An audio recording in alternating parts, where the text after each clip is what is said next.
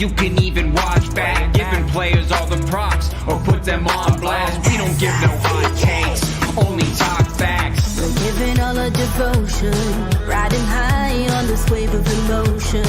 Going all out, yeah, cause this is our time. No, ain't no stopping us till we reach the finish line. All in, we came here to win.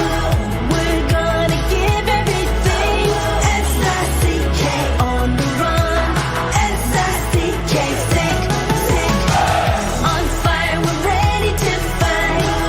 We'll bring the house down tonight.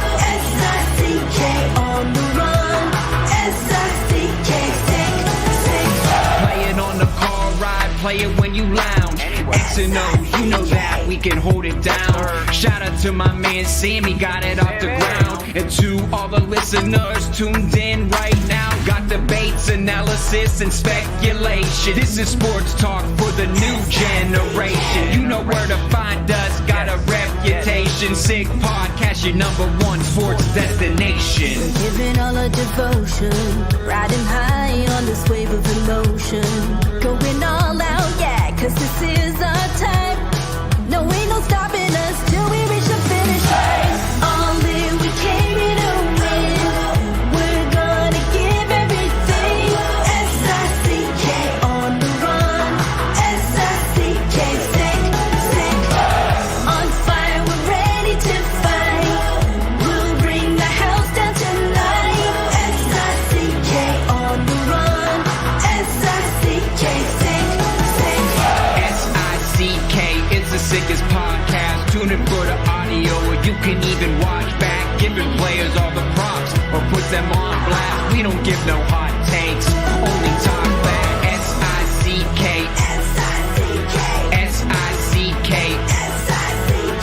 S-I-C-K, S-I-C-K, S-I-C-K, S-I-C-K. All in, we came here to win. We're gonna give everything. S-I-C-K on the run. S-I-C-K, sick, sick.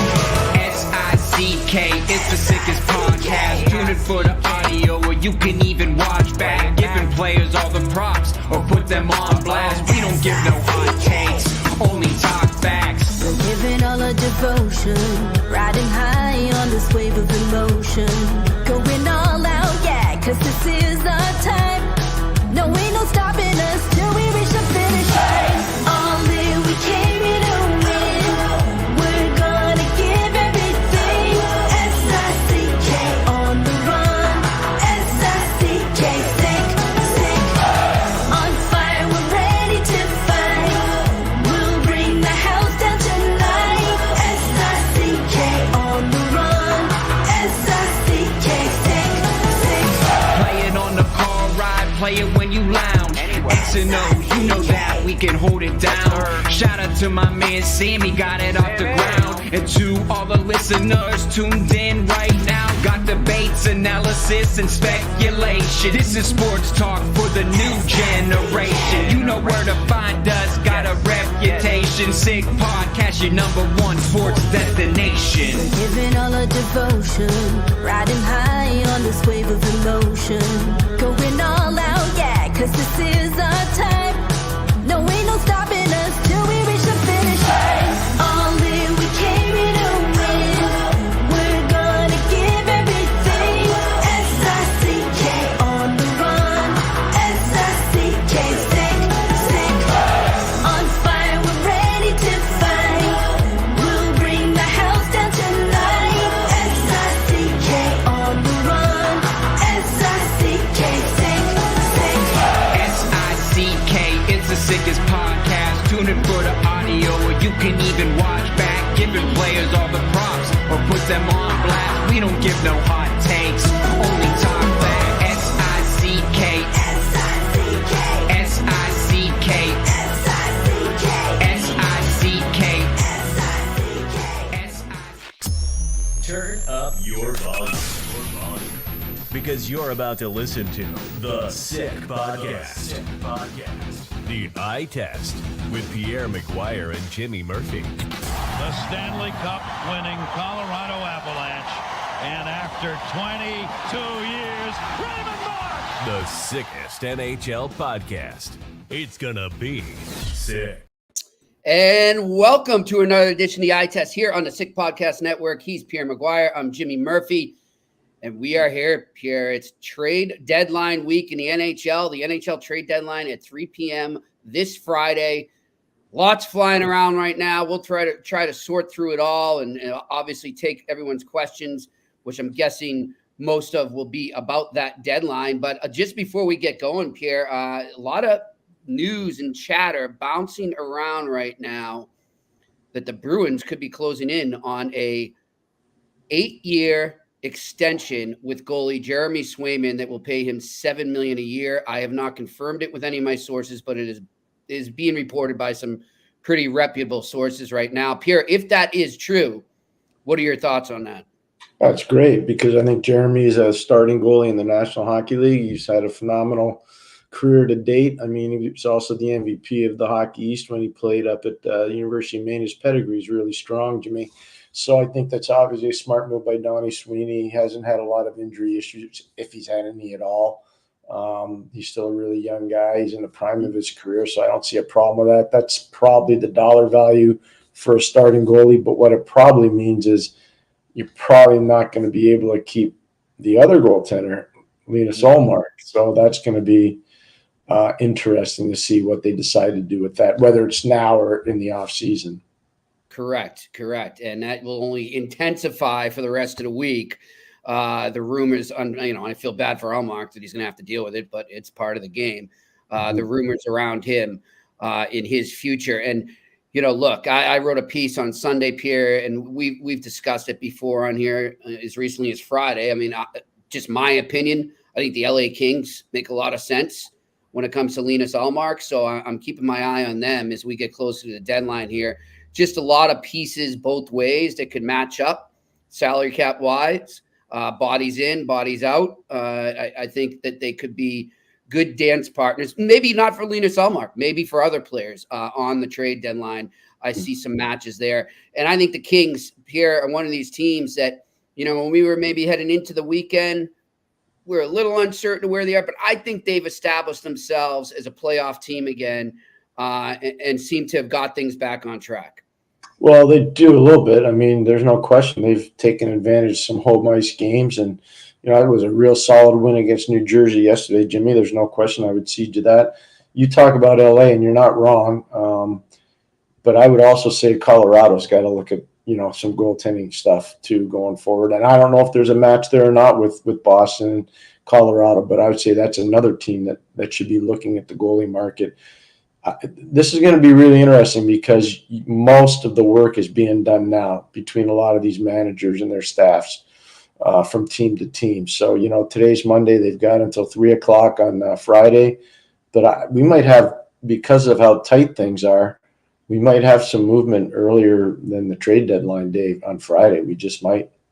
Yep, I think we will. And I think we're seeing that more and more in the salary cap era here. As GMs try to get ahead of it and not wait until that last flurry leading into the 3 p.m. deadline. So we'll see what happens there. Before, though, we get deeper into this NHL trade talk right now, Pierre, I want to point out, too, and Irvin pointed out it's another person's birthday, but the first person I would like to discuss is the one and only Dick Irvin, one of the best broadcasters to ever grace a microphone, not only in hockey, but in sports. And I know, Pierre, you are friends with Mr. Irvin, who turns 92 today, 92 years young. What can you tell us about the wonderful Dick Irvin? Well, he grew up in a hockey house. Obviously, his father was from Saskatchewan, and they obviously made the pilgrimage every year to the city of Montreal. The father coached in a lot of different places. The end of the line for Dick Irvin Sr. was Chicago, but Dick Irvin Jr. Was a phenomenal hockey player at McGill University. He was a tremendous broadcaster for the Montreal Canadiens and Hockey Night in Canada. And I would tell you this, Jimmy, if you were a kid growing up in Montreal in the 60s and the 70s and part of the 80s, there weren't too many radio broadcasts on the English side that you would not listen to that didn't have Dick Irvin's voice on it. And you're talking about a lot of winning, a lot of elite players, and real special memories. You know, I remember again being a kid listening to Danny Galvin and Dick Irvin. You know, it was so addictive because they were both so good at it. And the one thing about Dick that doesn't get enough credit is, you know, he was a very good player at McGill when he was an undergraduate student there. Yeah, you know, the interesting thing with him too, like he just had some of these announcers just have that really distinguished voice, you know, and every time, and some of them just they soothe you, they get you excited, they can make you mad, they can make you happy, all sorts. But Dick just had this, to me, this calming voice where, yeah, he would be broadcasting a game, but at times it's almost like you're listening to a storyteller or a documentary, if you get what I mean. I don't know if you follow my vibe there, but I do. That's the vibe I always got from Dick. Yeah, no, that's true. That's very true. Danny Galvin was much the same. Chuck Caton was much the same. You listen to the legendary Fred Kuzik was very much the same in Boston. I mean, you know, legendary broadcast, Mike Emmerich, I mean, he would weave magic on radio and television just phenomenally well. You know, and I think the modern day guys, I think of Kenny Albert, I think of Gord Miller, Chris Cuthbert, they've all been. John Shorthouse in Vancouver, by the way, maybe one of the most underappreciated play guys in hockey. And Dick was interesting because Dick could do play-by-play, which he did a lot of, and he could also do color. So when he worked with Danny Gallivan, he did color. And when he worked, you know, when Danny was done, he would do play-by-play. And so, and then the Canadian – things changed with Hockey Night, and they had games on Wednesday and they had games on Saturday. And sometimes the games, you know, you wouldn't get them. The game started at 7, but it wouldn't start on TV till 8. So it was a kind of a funky deal back in the day. But Dick did a lot of really creative things on the media side. And I think part of why he was so good, he came from a hockey house. I mean, his dad is one of the iconic coaches of all time in the National Hockey League. And, you know, I probably shouldn't tell a story, but I will. All right. I remember being with one of the great Dick Irvin Sr.'s former players. I will not mention the name. He's passed away. Okay. But he said to me once, he goes, Dick's a far nicer guy than his father. But I think Dick Irvin Sr., the father, who was such a great coach, his big passion was carrier pigeons. He was really into carrier pigeons, which I don't think is too big a deal now, but I don't know. But back then, I think it was more of a big deal because there was no internet or computers or color TV or anything. So he was really into that, and he trained carrier pigeons. I'm not kidding you. Wow. And I think so Dick grew up in this household that had all this hockey, and then they had this really, you know, unique scientific stuff with the pigeons. So I think Dick had to find a way to be really creative with all the different things that he was, you know, having to process. And he was really, I'll tell you one thing, he and Danny Gallivan, that was the legendary level everybody wanted to get to. You know, if you could get there, it was pretty special. Good stuff. And of course, Evan, our friend here in the comments section, pointed out someone else would have had a birthday today, Pierre, and he was very close to you, and that's the late Bob Johnson. So just that's a harder one. Badger special. You know, I know Pete and Mark and Peter, obviously Bob's son, they just lost their mother, Martha, as well. Badger is really good to me, and I'm always appreciative of everything that he did for me and for all of us in Pittsburgh. He taught everybody in Pittsburgh how to win. He really did, Jimmy. And it was his attitude. There was never a rainy day. It could have been raining like heck, and there was always sun at the end of the rainbow. It was unbelievable. Never saw him. I'm not sure I ever saw him mad. You know, I'm not sure I ever saw him like negative. And people would ask me, what's he writing in that notebook all the time? He's actually writing down matchups. He's writing down plays. He's writing down different thoughts. And then he had all these big, gigantic notebook like this, just like this. Wow. He had that. Now, I didn't start doing it because I work for Bob, but I still carry one of those because sometimes I just think there's some cool things. But he always had one of those with him, always. Good stuff. And I know he had a great influence on you and so many. So happy birthday to the late Bob Johnson. All right, Pierre, let's get into this. And you know what? I mentioned the Bruins, so let's start there because I think they're one of the more interesting teams to watch as we head into this deadline because like a lot of teams find themselves in this salary cap era, there is sort of in that little middle purgatory area of, okay, am I going into a reset? Am I going for the cop? What am I doing here? Can I do both? And I think the latter is what Don Sweeney's been trying to do. But, we were talking off air, Pierre. I think we're seeing in the last month, in February, that it kind of caught up to them in terms of the present, right? And like the present wasn't maybe as good as we thought, others thought, or maybe they thought, who knows? But they're in that period now where he has a lot on his mind as he approaches this deadline. This isn't just about making this current team better. This is really, in my eyes, about building towards the future. And I think that, we've had this discussion before, Pierre, where it's hard for general managers sometimes to really face the music, face the truth that's right in front of them. And it's not just their fault. They've got owners that want to sell playoff tickets. They've got all sorts of things factoring in, but sometimes they've got to say, all right, I need to focus going forward here, and I need to start to rebuild and really put together a plan. And I can do that, but I can still address the present. But if you're a GM like Don Sweeney right now, Pierre, how would you approach that situation? Well, I wanted to know, and I think we talked about this a little earlier, and want to know what the coach thinks. I would like to know what Jimmy Montgomery thinks about his roster right now. I'd like to think that he would be honest with the general manager. I have no reason to believe he wouldn't. He doesn't need to fear for anything. Just say, hey, look, we're not deep enough here, or we got injuries here, or, our goaltending's been masking a lot of our problems. We really miss Krejci and Bergeron. I'm worried about the fatigue factor for Pasternak and Marchand. Charlie Coyle, can he measure up? So this is a discussion kind of a time. And I'm sure they've already had a lot of these discussions. And one of the things I think, and I said this to Jimmy, this is for the listeners, I said, this team's overachieved for almost 2 years now.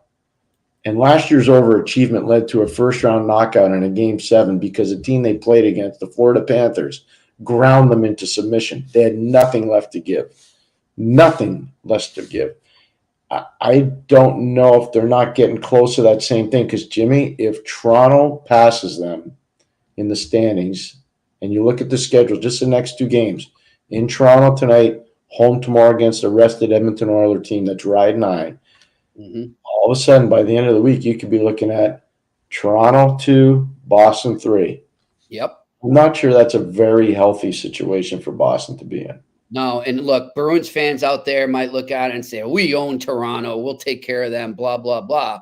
But, I get it. That was then. This is now, though. This is the present. Firepower-wise, you did not match up with them. I'm sorry. No, you and I were looking at it, Pierre. In defense, you do, and in goal, you do. But firepower-wise, you do not match up with them. And what about up the middle? No, up the middle, you do not either. But again, that speaks to, maybe you can overcome some of that lack of depth down the middle when you have more depth on defense. The one player you cannot fault here, Jimmy, in Boston, is Charlie McAvoy. Charlie's playing at another level that unless people aren't watching, and, people outside of Boston probably aren't watching. Yeah.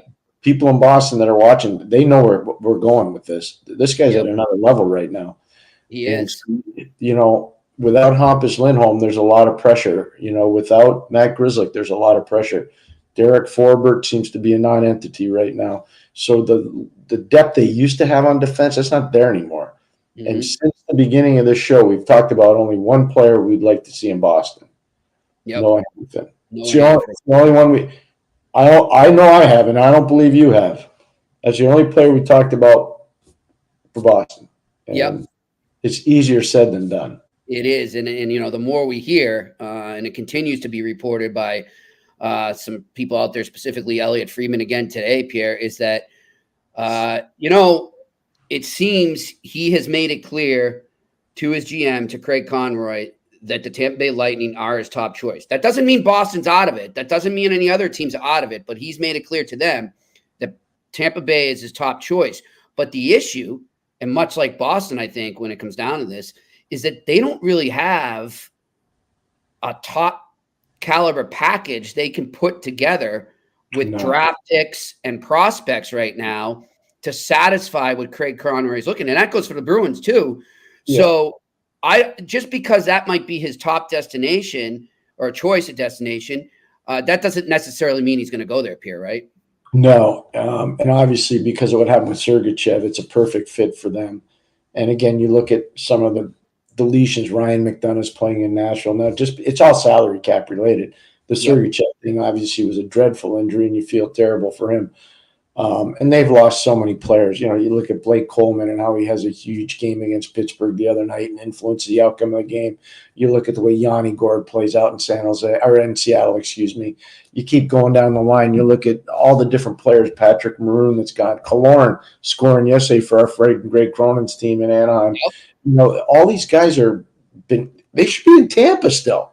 But there's a thing called the cap, so they can't be there. So I don't know how easy it'll be for them. And because they've sacrificed so much to go to 3 straight Stanley Cup final, they don't have a lot left. They just don't. There's just not a lot, you know, floating around their organization. And that's not a knock on their scouts. It's just the reality because they paid the toll to get to where they wanted to be. Yep. So they lost last year in the first round to Toronto after going 3 straight years to the final and winning 2 cups. You know, they're borderline to make the playoffs this year, Jimmy. They're not going to be in the top 3 in the Atlantic. They're not. They're not going to be ahead of Boston. They're not going to be ahead of Toronto, and they're not going to be ahead of Florida. They're just not. Yeah. So they're battling with Detroit and whomever is coming up from behind. So it's not going to be easy. Now, there are other teams in the league besides Tampa and Boston, but to me, there's one team where he fits. There's one. Like he really fits. Yep, I agree, Pierre. Well, if they can't get him, one thing I think they were lacking, and we'll agree, in the playoffs last year against the Florida Panthers, and still are, because Derek Forbort has had kind of a down year. They really don't have many other guys. Parker Wotherspoon actually has impressed me in this category, but it's physicality and intimidation on the blue line and clearing guys out in front and making it easier for their goalies to see. And right now, I don't see a guy that can do that consistently on a nightly basis on the Boston Bruins.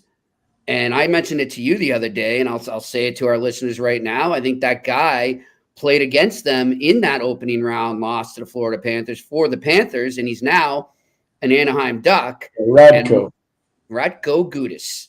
I would look into him. And I know for a fact, Pierre, I've confirmed it with numerous people, team sources and NHL sources, that Don Sweeney was in on him in free agency. And Anaheim beat him out. Anaheim got him. Well, why wouldn't you want to be in on him? I mean, exactly. And so you know he's probably going to look back and circle back. So let me just ask you a question. I'm asking the question. I'm making a statement. I want to hear your opinion. Okay. So last year, what happened? Kachuk ran wild. Bennett ran wild. Barkov ran wild. You know, all these guys, they ran wild, especially off the cycle. Their cycle game dominated Boston. Oh, my God. They dominated below the hash marks in the offensive zone. They dominated Boston. And so what did that tell you? They were grinding their D. They were just wearing their D down. So Gudas, what he does, he's a cycle stopper. Yeah. He may waste a couple on you early. Like he may take a couple bad penalties. Right. But he's a guy that eliminates the cycle. Yep. You know, back in his prime, when Luke Schenn was really in his prime in the league, I called him the human eraser. I did. Stamkos loved that, by the way. They're tight, and Stamkos are talking, call him the eraser. and so, you know what? You couldn't cycle against him because he had great lateral mobility. He was strong as an ox, and he could wipe you out. He could hurt you, too. And whether it was physically or in a fight, he could hurt you. Gudas doesn't fight that great, but he can hurt you. Like he's a nasty guy.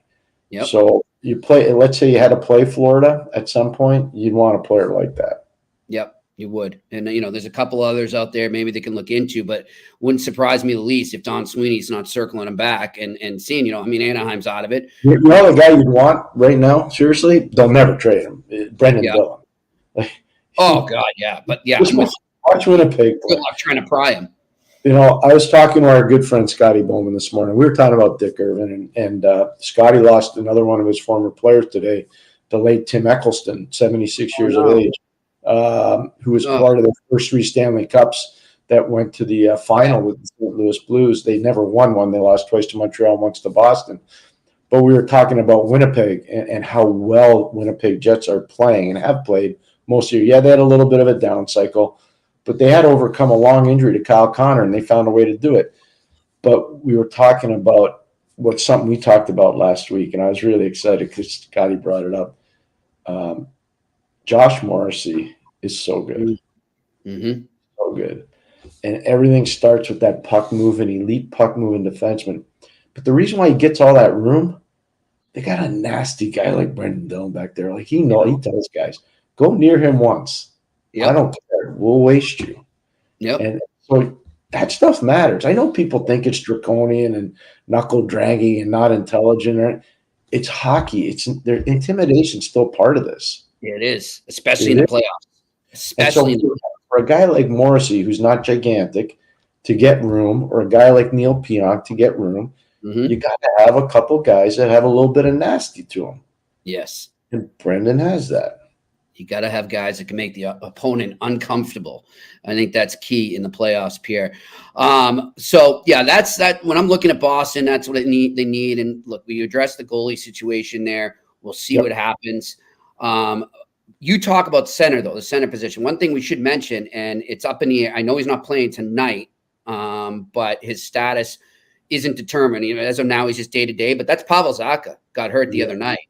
Yeah. He's out tonight. From what I'm reading here. Now, I think, Pierre, we both agree, and I think we've mentioned this here, and I'll say it again, is that I think he did a good job as their number 2 guy, but I think as the season went on, the team, if you notice, was moving him to the wing a lot, right? And so maybe they're saying, okay, maybe he isn't exactly what we need in that number 2 slot, and that's fine. That's no knock on him. You know, he could be good at number 3 maybe, but so you look at that center position, right? And I guess you got Charlie Coyle, and then the 2 slot is up in the air, right? Matthew Poitras gone. So Geeky's taking over in that 3, but Geeky, I guess, will be kind of the flip-flop 2-3 there, I'm guessing, going forward.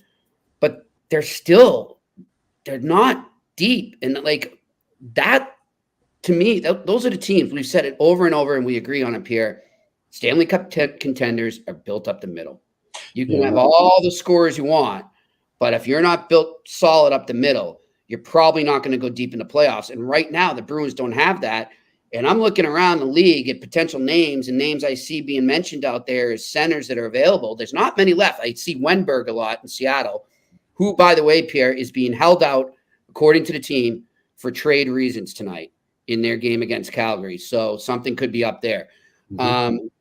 But I look around, I don't know what the options are. I mean, is there a name? Is there a big name I'm not seeing or missing here? Boone Jenner's name was out there for a long time, but people say, oh, they'll trade him. And they fired their general manager. You know, they're kind of in disarray. I don't agree with that. Like, John Davidson's an organized guy.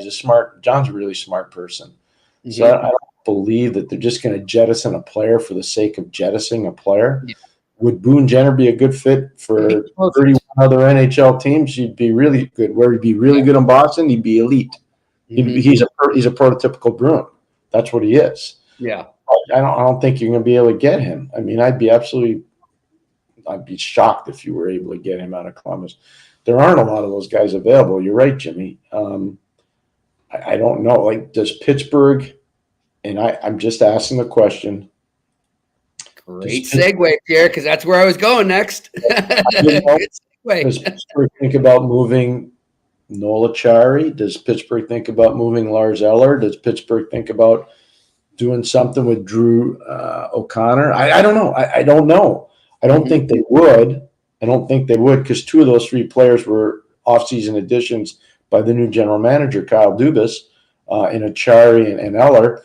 And O'Connor's like found money. He's a tremendously skilled kid with huge size and great upside and tremendous speed. And he's starting to really come now. I don't know, Jimmy. I don't know what they do, but they do need a center. Should not be a foreign concept for Bruins fans, by the way. Yeah. You knew when you lost Bergeron. You knew when you lost Krejci. Like, this was not really on a platter for them to have depth down the middle. No. You know, and Pierre, you kind of said, I think, what happened was the start that they got off to was kind of like some fool's gold they were playing with there. And I think maybe people thought, oh, maybe we're going to get away with this and just be able to replace him with what we got. But that's not going to happen. Hey, you mentioned the Pittsburgh Penguins there, Pierre. And Pierre, before we go head down to Pittsburgh, where you'll be next week for the fantasy camp, and I know you're looking forward to that. I want to mention our sponsors. Well, one of them at least right now. And by the way, I know you got your package, but I did not get my Manscaped package yet, but I'm sure it's on its way. And I just want to look, Pierre, it is St. Patrick's Day. So in the theme of St. Patrick's Day, this episode is brought to you by the St. Patrick's Day Shamrock Shavers Manscaped. This year, don't chase rainbows. Make your own pot of gold and groom your little leprechaun with the leaders in below-the-kilt care. Say goodbye to your Clover Forest with Manscaped Lawnmower 5.0 and let your confidence shine bright. Embrace the luck of the Irish and join the 10 million men worldwide who trust Manscaped. Head over to manscaped.com right now and use the code ITEST for 20% off plus free shipping. So we're welcome aboard. We mentioned them on Friday, and we're glad to have them on board. Go over there right now and use that ITEST code and get 20% off plus free shipping. Jimmy, I used mine today. All right. Love it. Yeah. There you go. The hair doesn't grow in certain places, and it grows in a lot of other places. I hear ya. For Manscaped works well. All right. I'm looking forward to my package coming and using that so I can be ready to go for Montreal when we go up there next week. And that's another reminder I want to tell you all right now. Again, as you know, we say it every show now, but I'll keep pounding it to you because I want all the Montreal listeners to make it out there to Hurley's Irish Pub, 1225 Crescent Street, 4 p.m. on March 14th. We will be there. And Pierre, I want to announce, because I know you invited him on, and I'm excited that you did, our Sick Podcast colleague. You can catch him every night at 10 o'clock on the Sick Podcast Network, wrapping up all the Canadians games and or Canadians news. And he also bounces around the NHL and touches on various topics around the league. And that's the one and only, a legend in the radio biz in Montreal. Tony Marinaro will be joining us. So a little pasta and Guinness on St. Patrick's Day with Mr. Marinaro joining us. Lots of carbo. Actually, that's a myth. And you and I had this discussion. For people out there, the Guinness, out of all the beers, out of all the stouts, beers, IPAs, all the different things they've got nowadays, the least carbs is in Guinness beer. And you wouldn't think looking at it because it's a dark, thick stout. But the least carbs are in Guinness. So you can complement a little, take a little carbless part there with your pasta when Tony comes down, and we'll have a great time at Hurley's. Tony Marinaro will be joining us. And I also want to say, and it's not official yet, but I am working on a potential musical guest. Yes. St. Patrick's Day. Well done by you. I was impressed by that. I was very impressed. A good friend of mine who has some hockey connections, but I don't want to give it away right now, could be joining us to play some acoustic tunes at the podcast at Hurley's on March 14th, 4 p.m., 1225 Crescent Street in Montreal. All right, to Pittsburgh we go, and where you're going next week before Montreal. A similar team in terms of the Bruins and teams that, having to accept the reality of the present and look to the future. I think, Pierre, I may be mistaken, but I think you might be in agreement with me now that time has come, that they need to sell. Well, they went on a 4-game road trip, and they had some divine intervention and a character win in Vancouver in the first game of those 4. Then they were shut out, obviously, in Seattle, where they played not bad, but they got shut out. Then they went into Calgary, and they had a lead, and they lost the lead in the last period of the game and lost in the last minute of the game. Probably one of the goals of the year scored by Nazem Kadri by Calgary. Where he undressed the entire team. And so that was a tough loss. Then they went at Edmonton, and they just got pile-driven last night. And I know people in Pittsburgh are going to say, and look, I'm not trying to make excuse for anybody. Edmonton the day before played in Seattle, and they won, and they had to travel back. That's time zone travel. I know they played earlier in the day, so they got into Edmonton a little earlier. Pittsburgh played in Calgary. I get it. They lost in the third period. I get it. They had travel issues. They didn't get to bed till 4 o'clock in the morning. I understand. I get it all. It's part of the NHL. Anybody's made our living in the league, you go through this. It's just part of the deal. And you find a way to adapt and overcome. They weren't able to do it. Jimmy, I remember telling you, they had to go 3-1 on this road trip. Remember telling you. Yep. They went 1-3. They went 1-3. Yep. So I don't know what that plane ride was like coming back from Edmonton, but I know one thing. The only good news for them, and I'm not picking on anybody, I'm just telling you what the facts are. The month of March, they have 3 games against one opponent who's a non-playoff team, the Columbus Blue Jackets. But that's their next game. They lose that game, they should be in full sail mode. Okay. They got 3 games against Columbus coming up. You're Pierre, I love your optimism that they're not there yet, but I just got to, like, one thing I'm looking at, Pierre, and this was the big difference when you were talking about whether they should go into sell or not, was the goal differential, right? Yeah, They're at +8 right now. When we had this conversation, I want to say about, we can go back and check it out. I don't have the time to do it right now, but I'll look at it for tomorrow. Maybe 10 to 14 days ago, they were at like +21, Pierre. Yeah, so I think when they were like +16 or +18, I think. Okay. Yeah. But it's just a drop. You're dropping rapidly in that department. Exponentially dropping. And obviously yesterday was tough. So, no, you're not wrong. The reason why I'm optimistic, because I look at the schedule for the month. Mm-hmm. And they got home games in that schedule, and they got 3 with Columbus. Mm-hmm. But their first game back from this road trip, there was a disastrous road trip. I don't care how they try to spin it. They went 1-3. They can try. We played this. It doesn't matter. You lost. Yeah.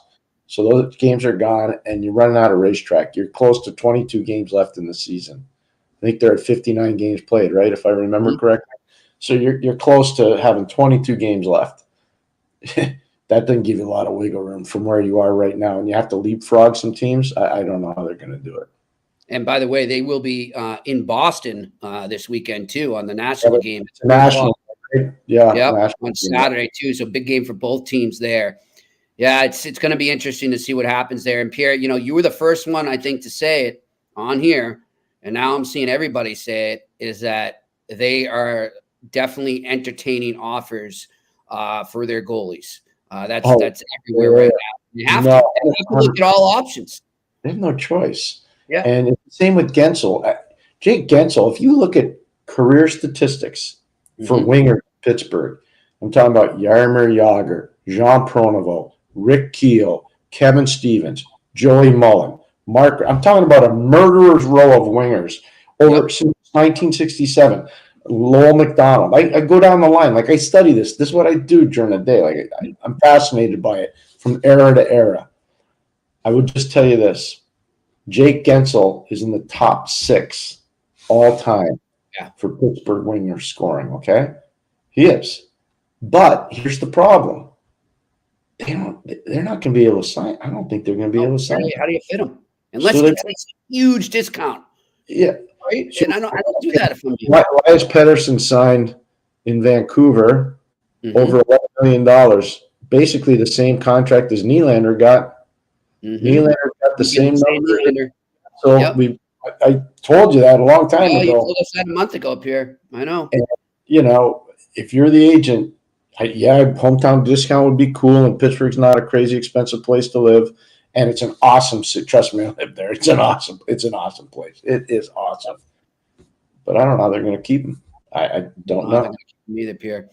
Well, listen, one thing I'm going to keep, I'm going to run out soon because they're so good, Pierre, is those Factor meals. And I know you had another one for lunch. I had lunch today. I had a Factor today for lunch. It was awesome. There you go. Yeah. Which one did you have? I had one of the shop. Today I had chicken and bacon and green beans. It was really good. I'm just telling you, it was awesome. 2 minutes to prepare. Well, I want to tell everyone right now, don't forget, go over to factormeals.com/itest50 and use the code itest50 to get 50% off. That's itest50 at factormeals.com. itest50. And Pierre, these meals too are healthy. That's the best part about it. Sometimes you get those frozen meals. I mean, everybody, I know what it's like. We don't have time to cook. and you buy those frozen meals, and most of the time you're not really eating healthy when you eat these, Pierre. I don't care. They try to say on the box that it is, but you go look at the ingredients on these meals. If you go and you take on our iTest50 code there and get the 50% off, I'm telling you, read the ingredients. Look, Pierre, for some of our viewers who don't know, I actually have celiac, so I have to really watch. I'm actually allergic to peanuts as well. I got like the triple, the double whammy on allergies here. So I always have to look at ingredients, Pierre. It's like one thing I've been doing now for 4 years. I have to read carefully. And when you read the ingredients, like these are really healthy meals and they're tasty. So if you want to stay in shape, you don't have time to cook, I'm telling you, go over there to factormeals.com/iTest50 and use that code iTest50 for 50% off. I'm just telling you the facts. It was really good today. And I would just say, if you have an active lifestyle, it's good for you. It's really good for you. Good stuff. Well, Melanie, so after watching Saturday's games in Central New York, I got in the car and drove back. I was back by around 2:30 in the morning. Got up early, was breaking down tape from the Saturday games. And she goes, "You got to try one of these." So I like, really? So I had it. And I was like, this is actually really good. They've got these health shots you can do. Yeah, it's like a little health shot. And I was like, I was a little nervous to take it because the color was a little off. And then I drank. I was like, actually, that's really good. I want another one of those. So it's good. Good stuff. Good stuff. We'll try it out. Thanks to Factor and thanks to Manscaped as well for joining the eye test here. Pierre, before we're going to go right to all your questions. I see them lining up and some great comments and observations over there in the comments section. I do want to mention the Calgary Flames. You touched on how they beat the Pittsburgh Penguins, but I just want to say, and more specifically, and you mentioned his goal the other night, since that game in Boston on February 6th, when the Flames came in and beat the Bruins 4-1 at TD Garden, Nazem Kadri has quietly been playing, in my opinion, Hart Trophy worthy hockey. I don't think he's going to be a Hart Trophy candidate by any chance. All right, I'm not saying that he's a candidate, but in terms of current form, he is playing some MVP type hockey. And I just remember, Pierre, and we mentioned it, and you got a kick out of that quote he had after that game in Boston when they said, how can you guys come in here with everything that's going on, all the trade rumors, you're losing players. How do you come in here and beat a team which at the time was the best team in the NHL, in the Boston Bruins? And he said, every once in a while, a pack of hyenas can take down the lion. Well, he's been taking down the Lions and taking numbers since then. And good for him. Look, he's not going anywhere. I know they might lose more players before the deadline or maybe in the offseason, but he's there, and Flames fans should be really happy to have him. I love what a leader he's become. I love how he's put this team on his back. And Pierre, they've won 5 in a row. Ryan Husky and his staff have done a good job. Think about trade rumor central. You lose Zadorov to Vancouver. You lose Elias Lindholm, obviously, to Vancouver. Everybody's talking about Markstrom. Everybody's talking about Noah Hannafin. It's nonstop trade rumors around there.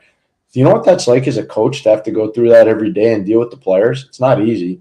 Ryan Huska, really, honestly, that's a tremendous job by him and his staff, keeping everybody calm on the same page. There's clearly some good leadership there. There's no question about that. But that's a tremendous coaching job. And I don't know. One of the things that irks me, a lot of people don't know who Ryan Husky is. He's had an amazing career. He's had an amazing career. Like, you go back to when he was an assistant coach in Kelowna, when they were going to Memorial Cups, and he was working for a really good coach in Mark Abscheid. And then he kicks around, and then eventually comes and works in the NHL, coached in the American League for a long time, did really well, comes up to the NHL, assistant for Daryl Sutter, and then you know what they say? We're going to give you your shot. And he's really taking advantage of his shot. And I really admire that. I've known Ryan since he was coaching in Kelowna, and he deserves a lot of credit. And I don't think enough people really want to do that, because I don't think too many people know who he is. Yeah. If you want the truth. I think you're right. All right, let's go over to the comments section now and our questions, and let's open it up. What do we got? Jeffrey B. Even with Patrick Kane playing as well as he has, even after hip resurfacing surgery, does Detroit still need to make a move to bolster their forward group? They do, because they just lost Dylan Larkin for about 2.5 to 3 weeks. Mhm. So it's not just, little injuries, it's big injuries too at a key time of the season. So I would say the answer is yes. Now, the one caveat to all this, I don't know how prepared they are to give guys from Grand Rapids opportunities to come up and play. I just don't, because that's not the Detroit way. Mhm. The Detroit way is overrated rather than underdeveloped. And Steve Yzerman's always been a believer in that. He learned that from Kenny Holland and Jimmy Devellano and Scotty Bowman, and it's worked magnificently in Detroit for a long time. But they've got players that are almost ready to play that are playing in the minors. They've got guys that are, potential, signings that are prepared to play or almost prepared to play. But I think they need live fire NHL bodies. So I do think they will eventually do something. Yeah, and that is a good of you to bring up that injury. I forgot to mention that earlier. That's a tough loss there. Teamwork, my man. Teamwork. Yeah, teamwork as well. That's how we roll here on the eye test. All right, next question. Alex Evanovsky. Winnipeg just looks big and nasty. They play with structure, and they have the best goaltender in the NHL right now. Maybe they need another scorer if possible. I don't know about another scorer. Because they got Kyle Connor back now. Back. I think Cole Perfetti's a guy that can still – I've coached Cole when he was a kid. Not that he's old now. He's 21. But, he's a heck of a point getter. Getting Sean Monahan, he scored into an empty net the other day, even though I think he's had some really good games. I don't know about needing the goal scoring. Would they like it? Yeah, sure. I think they would. But I'm not sure they're in a real rush to get it. I don't think they need to blow up the chemistry of their team to do very much. Yep. All right. Next question. 87 Eagles. Hey, guys, I hope you had a great weekend. We did. Thanks. And you too. I know Jacob Fowler has talked about as the future Montreal Canadiens starting goalie. Where does Evgeny Volokhin stand? I don't know how to pronounce the name. I promise. Apologize. All right. What do you think, Pierre? I would say this. Fowler is a better prospect at this point. Fowler will not have to make an adjustment to small ice, which Volokhin will have to. And I think if you did it internally, I think the Canes would probably say one guy's ahead of the other guy by a fair bit. Don't just judge by the numbers. I know people are going to look at the numbers from Russia and say, "Oh yeah, no, he's as good as Fowler." Fowler's playing at another level. Look, he's playing on the number 1 ranked team in the country. They're coming off a 1-0 win against New Hampshire. Not a lot for them to play for at this point. Goaltender matters a ton there at BC, even though they got great firepower. They play a little loose sometimes with all that firepower, and Fowler's always there to back them up. So, Pierre, I want to say, too, when it comes to Montreal Canadiens goaltending and the guys they have on the roster right now, I want to give some props to Caden Primo. Pierre, I don't know if you've noticed. Yeah. He's put together some really nice starts after going, almost a month without a start? Yeah, I think it was. Easy. So, yeah, a lot of credit to him. A lot of credit to – what's that?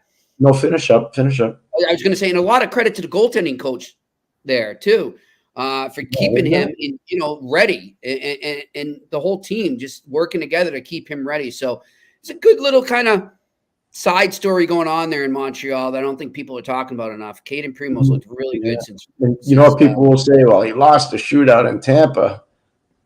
Yeah. That's what you're going to say. Did he get to the shootout without him? That's where I'm going. Yeah. So look, I told our really good friend Mitch Melnick this on Friday when I was on with him. They got an A game from the Florida Panthers, and the Canadiens hung in there. And eventually they got a point out of that game. But they hung in there. That was one of their best games of the year. And that's one of the best games in the NHL this year, the Florida-Montreal game the other night. And I told Mitch, I said, they're getting an A game from Tampa because Tampa's struggling right now. They just can't get traction. And for 20 minutes, Montreal took it to them, and Tampa couldn't respond. Then the last 40-plus minutes, you could see they were starting to push. Tampa was. Yep. And Primo kept it close. He did. At certain points in that game, he did a real good job. So people can blame him all they want, but I love what you just said about him, Jimmy, because I think that's fair and I think it's appropriate. Yeah. Jimmy, before we go anywhere else, we talk about fairness on this show a lot, and I think it's really important that when you say something, you got to back it up. And when somebody does something to change something in their life, I think you got to bring it up too. So the other day, Jimmy and I'm going to say it right now, I didn't think the Rangers coaching staff handled it really well with Matt Rempe, especially on the Sunday game in Columbus. I just didn't think they handled it very well. And I thought what they did on Saturday night in Toronto, they did handle it really well. Yes, and good Peter point. and the staff deserve a lot of credit. I think they realized there were some issues there, and it was handled fantastically well, much, much better. And I think you got to, give them the plaudits that they deserve. It's a really smart staff. I'll give you one example of how smart they are. Last year, they were a middle of the pack team in faceoff play. They were, Jimmy. They were. You can go Google it now if you want. They were a middle of the pack faceoff team in the league. Now they're in the top 5 in the league. Yeah, that's a big part. And they have the same centerman. There's no new guys there. In fact, they lost Philip Hedl and half Hedl. So what happened? Peter Laviolette, who had Michael Pekka in Washington, he also coached him with the Islanders. He brings Pekka in from Buffalo. And Pekka makes a massive difference on faceoffs for them. And the players have responded. So it's an enlightened coaching staff. It's not like they don't know what they're doing.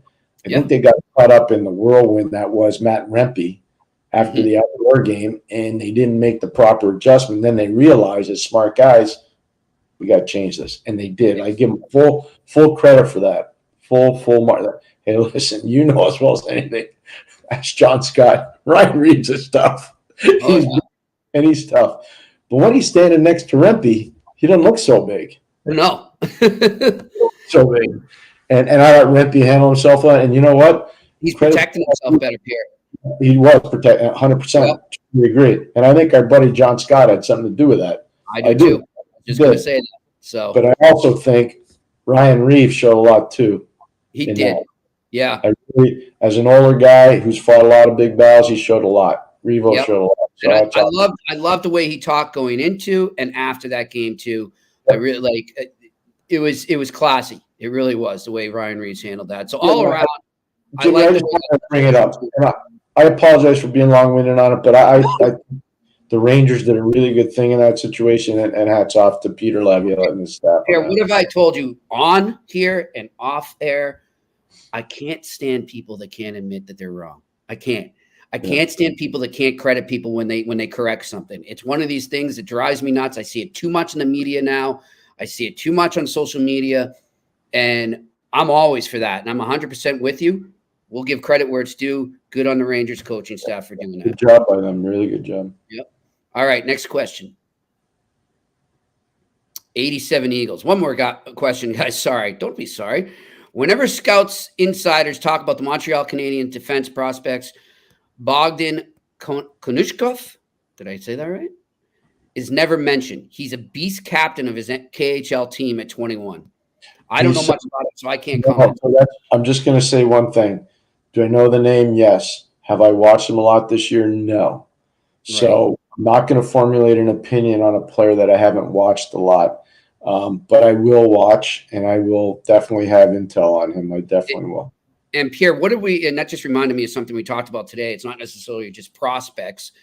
But Pierre and I decided that, towards the end of the regular season, when more things are falling into place in terms of playoff seeding and who's out, who's in, and all that, we are going to start to examine the non-playoff teams. We're going to go team by team, whether it's Montreal, whether it's Columbus, what have you. We're going to look at teams like that, and we'll do our research before then. And I think that will be the time when you guys want to start firing off questions about prospects. We'll be ready. We'll get it going. So looking forward to that. I was talking to our buddy Stu Hackle today, who watches, the eye test every single day, and we're grateful for that. And we were talking about predictions, off-season predictions, how they always do it. And I said, you know what? They're always wrong. And he says, yeah, you know why they're always wrong? Because he wrote a magazine. Like, he knows how this stuff goes. I never did that. Yep. He said, everything's based on what a team did the year before. And they don't take into account all the subtle moves that happen in the offseason. So we're actually going to – that's what Jimmy and I were talking about today. We're actually going to break down what teams did right during the year, in our opinion, what they did wrong, and what they need to do better. Yep. So you'll have a real sense of where a team is that didn't make – if you weren't one of the 16 teams that made it and you're one of the 16 teams that's out, we'll try to make sense of it all.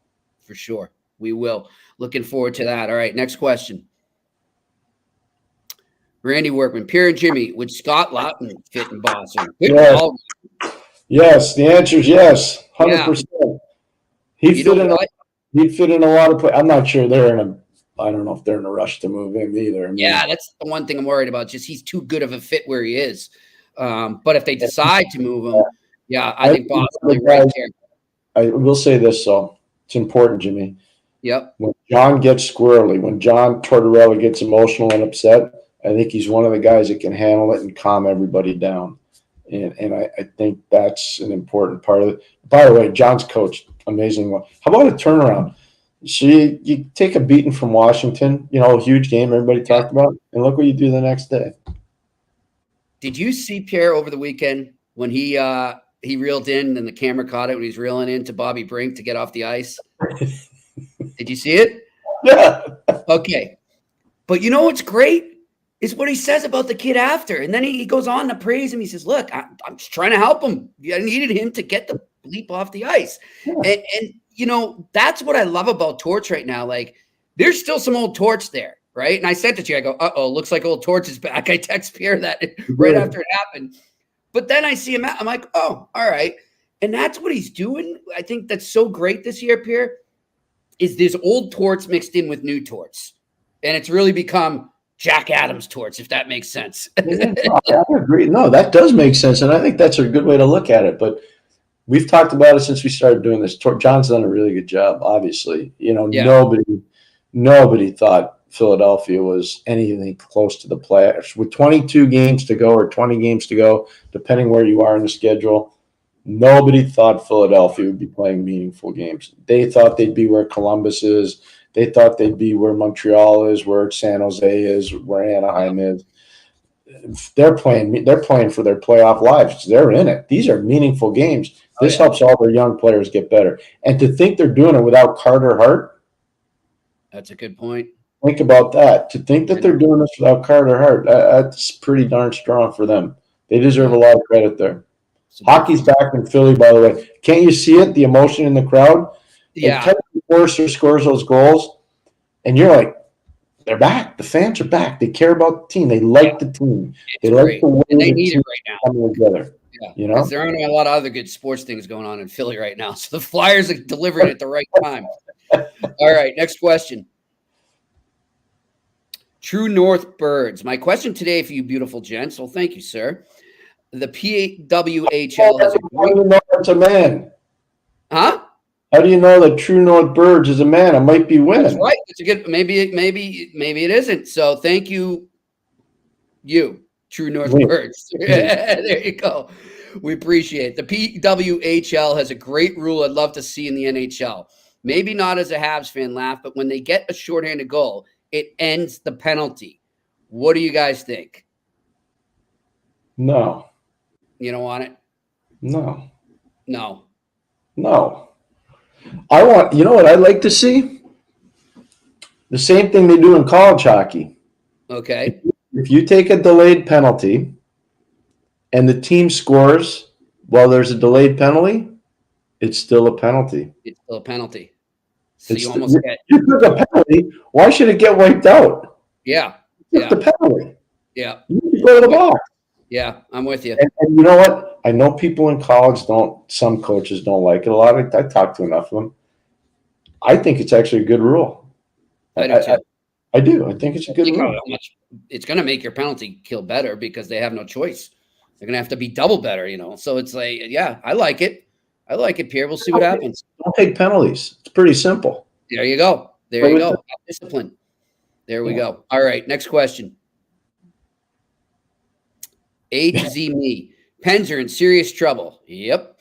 They doubled down on the all-in thing with Crosby, Letang, and Malkin, added Carlson, and got worse. If Pierre was a GM, would he blow it up aggressively or passively over time?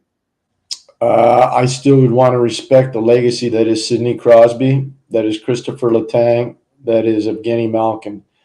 I wouldn't blow it up, but I would move subtly to rebuild. Okay. Obviously Sid's the linchpin there. There's no question. There's not ton of guys you can trade, but there are some you can trade that have value. Pierre, would you have a conversation? Like, I know you respect the legacy of them, but would you have a conversation to make sure they want to be on board for what you're about to do? And if not, are they open to anything else? Yeah, no, that would be a part of it for sure. Okay. But I would be surprised. I know it's a sensitive topip for you, Pierre, because your connection to, so I don't want to put you in a bad spot. No, you can ask me anything. If I don't want to answer, I'm going to tell you too. But the thing about Sid is that I think he saw what Mario did. I really do. You know, remember when Sid turned pro, he lived at Mario's house. Yep. And so I think he saw a lot of what Mario was about and how Mario chose to live and be part of the community. And, you know, now Mario's larger than life. He's probably the most recognizable athlete in Pittsburgh city lore. And I mean that. You know, you guys like Willie Stargell and Terry Bradshaw, you go down the line, all the great players that have had in Pittsburgh over time. It's hard to argue that Mario's not the most recognizable athlete they've ever had in that town. I think Sidney sees that and he says, okay, there's something to this loyalty thing. There's something to it. Yep. You know? I'm with you, Pierre. All right, next question. Jeffrey B. With Gabe Perreault out with a UBI, do you see Will Smith rising to the opportunity of increased responsibility to produce for BC? For now, he leads the NCAA in points. Do you think this will continue? Great question. Will Smith's a really good player. The only thing that's missing from his game right now is strength. That's the only thing. Like he's still just getting robust. I do think San Jose will try to sign him. I don't know if he will leave. They play in the same line. You know, it's Ryan Leonard, it's Gabe Perreault, and it's Will Smith, and it's the most dominant line in U.S. college hockey right now. It's the best line. They're all kids, obviously, and I'll be shocked if one of them doesn't leave. I don't think all three will leave. I think two of the three still need to mature physically, but it doesn't mean they won't, because I think that one team in particular, I think San Jose will try to get Smith out, but I don't know that for sure. I do think Leonard's, of the three, probably the most ready physically to go to Washington. But again, I don't know that for sure. I don't know what their plan is. If they win the NCAA tournament, all bets are off on all three of them. That's what I was. Okay, so if they don't win it, right? Let's say they get there, but they can't finish the job. Well, then it's UMass all over again. It's your alma mater, and it's Cale Makar and Ferraro going back. Mario Ferraro going back. I think too. I think they come back for one more try. They're so tight, from what I hear. They love each other so much. Yeah, how could they not? They're going to want to finish the job. They're going to want to finish the job. No, I think that's fair, but I also think that if they do win, all bets are off. Yeah, then who knows? All right, next question. Morantz asks, gentlemen, in your opinion, will Montreal make some major transitions? Which player or players do you see likely gone after the deadline? Well, I think Jake Allen's going to move. I mean, I don't think it's a secret there. Yep. I don't know what the payback's going to be on Jake right now. No, the market for a goalie really hasn't been established. You know, you saw New Jersey was close on Markstrom. You get all the rumors, and Jimmy's more on this than I am in terms of, what's going on in Boston with their goaltending situation. Swayman, it sounds like, just signed an 8-year extension, so he's not going anywhere. So I don't know. Montreal, I'd be shocked if they traded Mike Matheson. I would be. I don't think they will, Jimmy, but I know his name's out there. Josh Anderson, even though I still think there's huge value there, the numbers haven't been there for him, and the contract's tough to digest. So I don't know if he's going anywhere. I don't see any of the other forwards getting traded, and maybe David Savard, maybe. But again, going back to Tampa, you talked about that the other day. Yeah. Pierre, what about Joel Armia? Got 1 year left after this. He got value. So I can tell you right now, I have no problem telling you this. 2 years ago, they tried to trade him. I can tell you right now. So, I just was part of it. So they tried to trade him 2 years ago. He's played fantastically well the last little while. Right. The coach trusts him. I can tell you that. He puts him in a lot of key situations. That guy went down and took his medicine too. He went down to the American Hockey League. He got kicked around pretty good. He came back. He didn't have a bad attitude, and he played. He's played really well. Yep, me too. Yep, respect it a lot. Good stuff. All right, let's move on. Next question. Randy Workman, does Torts deserve Coach of the Year? Man, it's going to be One of tough. the finalists. He'll be one of the finalists. Yeah, either in my eyes, it's either him or Tocchet. That's those. Well, what about Andrew Burnett? I think he's in there, but if I got a coin, one side is Tocchet, one side is Torts for me right now. But Well, I haven't heard anybody talk about Burnett. I think Burnett's done a phenomenal job in that. We don't talk about Nashville enough. No, I tried to get Barry on. I was just during the All-Star break, and I feel bad. I don't want to have him on the try. We'll get Barry on at some point here. But I think Andrew Burnett's done a phenomenal job in Nashville. And I'm not surprised. You look what he did when Joel Quenneville had to leave Florida, and Andrew went in there. Thought he did a tremendous job there. Really, really good job. And he did a great job in Jersey last year with Lindy. He did. Andrew did a really good job. So, he's another guy, though, I think should be in the discussion. He really should be. And I know people are going to say in Edmonton, what about Knobloch? Agreed. But here's the problem. They didn't do the whole year. So it's just that's tough. That's tough. I mean, who would have thought, Pierre, that we could be saying that Nashville is potentially a buyer headed into this deadline? I mean, that's I agree. That's all from Burnett. No UC Saros gone. Because that was a name that was out there. Yeah. That's not happening. It wasn't us putting it out there. That was all over the National Hockey League. No, it was all over there, though. Good for Nashville. Good for for the coaching staff. Good for that whole team. All right. Next question. Joseph Felice. Jesse Yolanen. I had so much hope for him. What happened? His hands are really good. His skill level's high. He's a great shootout player. There's no question he's a specialist.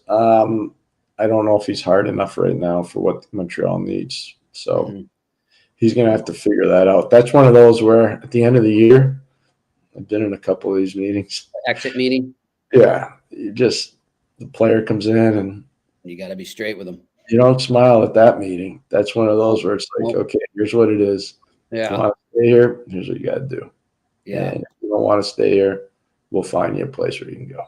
I'll tell you, Pierre, it's interesting. I don't think they've done it for a while. And I think it's exactly because of what you just said. The Bruins, when they have the exit meetings with the media too, the players after every year, they used to do that sometimes after the meetings with the GM and the coach and all that. And I'm like, hey, this isn't fair to us, man. You're like, you're throwing these guys are completely dejected or mad or whatever coming out of those meetings. They're not going to, they just want to get out of there. So now they address us before those, which I like a lot better. Part of those meetings when you got a guy that's really played well for you, you say, what's your plan for the summer? Where are you going to be? Training camp starts September the 4th. This is where your weight's got to be. Have a great summer, and thank you so much for an awesome year. Those are the best meetings. The ones that are hard, well, for me, they were the hardest. Was at the end of training camp when you had to tell guys it was the end of the road. They were, the dream was over. Wow. So I was in a bunch of those, and one of the best teachers to that, I think, was I remember we had to do that in Muskegon when I was really young in my career. So we're talking like 1990, and that was hard. Yeah, I think the best thing is just lay it out there straight up. Don't mess around. Don't lie to the kid. Just tell them the way it is. Yeah, it's hard to do. It's really hard to do, especially if you know how hard these guys have worked to get to that point and how hard they've dreamt and the people that have helped them along the way. That's a hard conversation. But the best end of the years are the ones where you say, hey, what are you doing this summer? Here's where weight needs to be. Enjoy it. You were great this year. Adios. Tell the family hello. See you later. Feel good about it. All right. We got time for about what? Do one or two more, Pierre? Yeah, of course. Okay. All right. We'll do three more. Final three here. What do we got? Alex Ivanovsky. I just think Boston has to do something. You can't take these seasons for granted. Ullmark has to be traded. He's their only main chip piece. Alex, I am 100% in agreement with you. Me too. Yeah, Pierre is too. And again, and I'm not knocking Ullmark when I say that. I'm just I'm crediting him. I'm praising him because you're right. He is their best trade chip right now. And we've said it numerous times, Pierre. I think now's the time to do it. A lot of people say no on the deadline. The only other one, though, Jimmy, the only other one is Jake DeBrusk. Jake DeBrusk. Yep. Because I do think there's a marketplace for. So those are the two that I would say are chips in the game that Donnie has to play, or can play if he wants to. Not that he has to play them, but they're two chips in the game that he has that he can play. All right. Next question. Jeffrey B. again. Does the Pens' tough weekend where they continued to look slow in all three zones force Dubas's hand to make a move by Friday? Well, yeah, we addressed it. I think you're going to see moves. It's just what kind, you know. So just Jeffrey might have missed us when we're talking. Yeah. So Pittsburgh's got 3 games with Columbus this month of March. So that's could be 6 points or it could be no points. We don't know, but non-playoff team, and they've got a couple other non-playoff teams on their schedule for the rest of the month of March. If they were to lose, their first game back in this road trip is tomorrow night, I believe, against Columbus. Mm-hmm. If they don't win that game, then I think they're probably going to start looking at the future. Well, Jeffrey B., by the way, and I don't know if you can find it, guys, and put it up, but I'll read it anyways. Earlier in the comments section, when we were discussing that, Pierre made a great point. Let's not forget last year when Pittsburgh lost to Chicago and Columbus when they desperately needed points to make the playoffs. Those are those teams, man. I think I've discussed this a couple weeks back. If you're a team just trying to make it in, you're right there, and you look at your schedule and, we got Columbus coming in. We got Chicago coming in. Don't overestimate anyone. This is the best league in the world. Nobody can be looked past. No, nobody's. And the big thing is, somebody's going to say, they're going to tank it like Chicago did so they could get Connor Bedard. And this year somebody's going to tank it so they can get Macklin and Celebrini. It's not that easy. No. It's just it's not that easy. No. It's just not. No, exactly. All right, players next question. Want to keep their jobs. Players want to keep their jobs, and they don't like to be embarrassed. Everybody says, teams tank. Talk to an NHL player. I don't know of one guy that's ever tanked. If they've got pride, they're not tanking, and most of them do have pride. So, Big all right. pride. Next question. This will be our last one. Evan McLaren. Hey, Evan. Doesn't seem like Matt Rempe necessarily listened as closely to John Scott as we might have hoped. He's still riding the CT Express and continuing his steady diet of heavyweight fights. Evan, I get where you're coming from, but I think what we were trying to say earlier was he listened to advice on how to fight better, how to protect himself better, and also when.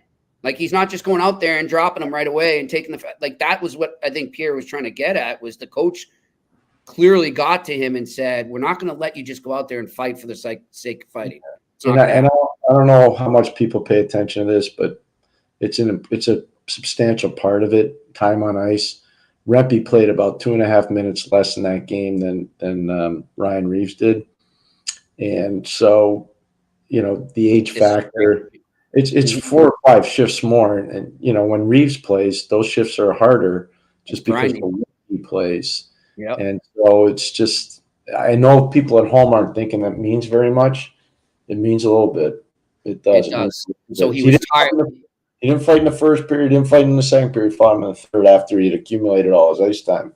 And he had less energy. Good so it's just something there. It doesn't mean it's huge, but it's just something to pay attention to. Yeah, and Evan just said, sorry, I missed what Pierre said earlier. No problem, Evan. We're just letting you know. I want to explain it to you. Sorry, dude, we're so happy that you pay attention. Thank you. Yeah, we love you, all you guys chiming in here. We really appreciate it. You never have to say sorry. All right, so that's going to be it, and it's only going to get crazy as we go on this week, Pierre. Oh, you got a heck of a week set up for us. You got to tell the viewers we got a heck of a week coming up here. We do. I just want to say for tomorrow, and I think this is good, Pierre, because I besides when we had Tommy Fitzgerald on earlier, in the season, actually right around when we started this podcast in November, he was on. So it's been a while since we talked. Not only New Jersey Devils hockey, but the metro area, the Devils, the New York Rangers, and the New York Islanders, which really is just such an exciting area of hockey right now with so many different things and so many potential things that could happen with all of those teams right now. So we decided we want to get somebody in the media from that area, because right now, Pierre and I would think we wanted to get you some GMs this week, but GMs are in lockdown mode. And so are assistant GMs and scout, all that. They've got the deadline. They're too busy. What we'll try and do is get them post-deadline and get their reaction to that and then look ahead. to what's left in the season and the off season for what we got there. So we've got Arthur Staple of The Athletic. He's covered before this season. He had covered the Islanders and the Rangers, but now he does it all for them. So he's Islanders, Rangers, he's Devils. He works with The Athletic. He's a great writer, well respected in our field. Looking forward to having him on. And then on Wednesday, I know earlier we had some Red Wings questions. We're going to get Ken Daniels. Really looking forward to that. The legend. You talk about a wordsmith and a great broadcaster. Yep. He's awesome. He's tremendous. He might be the most unsung local guy because he's a national guy. I did national games with him. He's a national guy. He's really good. He really is. So we're looking forward to that. We're trying to line up another guest for Thursday. And then, of course, Friday, special announcement here, too. We're going to be on at a different time, but we are going to go for 2 hours. 2 hours, yeah. We're going to go from 11 a.m. to 1 p.m., right in the thick of it on NHL trade deadline day. Most deals get manufactured in the morning up until that point, 1 o'clock, and then it kind of usually settles in. You get the little trickling ones later, but we're really excited about that. That will be our trade deadline special from 11 to 1 on Friday. We invite you all there. You can react, talk about anything you want with the trade deadline, what your team's done, what have you. Fire away at us. We'll be glad to answer the questions. So looking forward to that. And then, Pierre, we're into next week, and we're getting closer and closer to that early show. So it is flying. The month of March, Pierre, to me, always signifies full speed ahead. Down the stretch. It's a good way to look at it. So Friday, after our show, I'll be doing the women's Final Four of ECAC. So the first game's at 2 o'clock, and that's going to be that'll be on ESPN Plus. And you'll see Colgate playing at home. They're defending home ice against Cornell. So that's like the Hatfield and McCoys. And then you got Clarkson and St. Lawrence a little later in the day, and that's another one of those Hatfield and McCoys deals. So that's the women's Frozen or Final Four, I should say, for the ECAC. And then on Sunday, I'm going into Pittsburgh, and I'll be with you guys all next week from Pittsburgh, from Mario's camp, which will be really exciting. Okay. They said, and then from Montreal, Pierre. Oh, and then I'll be in Montreal. It'll be good. Yeah. And I'll tell you, Pierre, that's the first show we will do in person, together in person. So I'm looking forward to that, my friend. Well, looking forward. We're going to have a good time. Oh, yeah. But before we do that, let's get through the deadline. So be with us tomorrow as we welcome on Arthur Staple of The Athletic here on the Eye Test on the Sick Podcast Network. He's Pierre McGuire. I'm Jimmy Murphy. We'll talk to you tomorrow. And that's a wrap. Hope you don't miss us too much until next time. Follow the Eye Test with Pierre McGuire and Jimmy Murphy on YouTube, Facebook, Google Play, and Apple Podcasts.